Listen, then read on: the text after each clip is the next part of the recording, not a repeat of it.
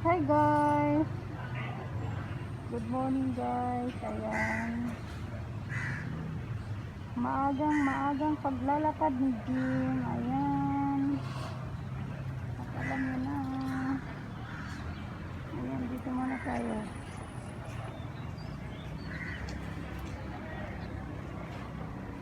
Dito muna tayo magtambay.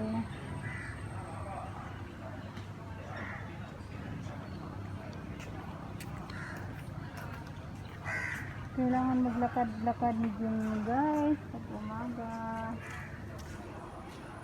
Pero minto muna ako kasi sumagot na naman yung papa.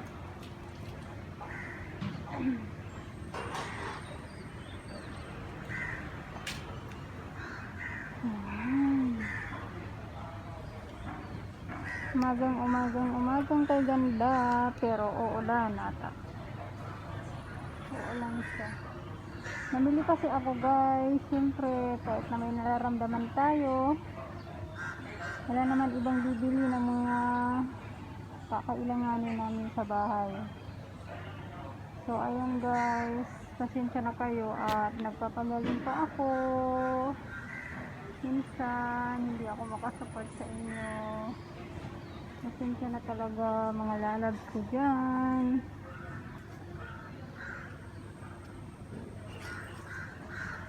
Pasensya na kayo. Ayan, naririnig lang yung ano ng ibon dito. Ingay ng mga ibon at saka tindahan.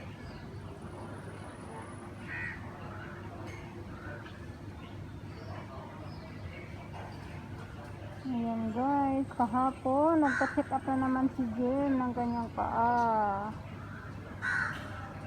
So hindi pa talaga gumaling. Hinay-hinay lang.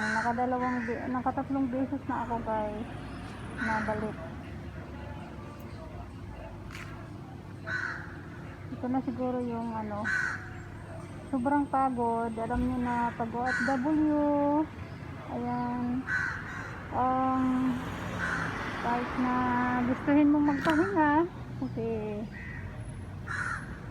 may amo ka, hindi ka rin po makapagpahinga minsan. Kaya ayan na siguro sa taong ano, sa ilang taon kong pag-aalis naipon na guys. Ayan yung aking paa. Lagi na yun guys sa may bandage. Ayan siya, all the way yan siya, sumasakit yung aking paa. Ayan, kaya may exercise ako guys everyday.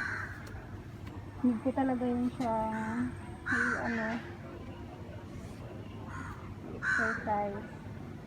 Minto muna ako, hindi ko talaga kaya yung ano niya, yung kumikirot siya. Malapit lang naman yung bahay namin dito, so mga 5 minutes lang pumunta ako ng market. Ayan guys, yung aking mga binili. Ayan, may itlog na may sibuyas, bawang, manok at saka isda. Ayan yung aking mga binili. Iba rin yung bibilihan ng mga gulay at saka order ng gulay.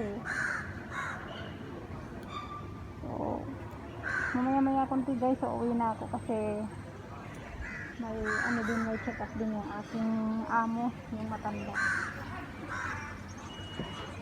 Ayan ang dito. Bili din kasi ako ng sipaw. So ayan guys, yun na lang. Ipapakita ko sa inyo mamaya kung ano nangyari talaga sa akin.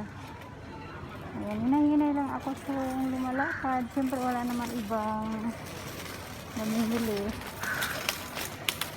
Gumising ako ng maaga. Natulog naman ako guys ng maaga.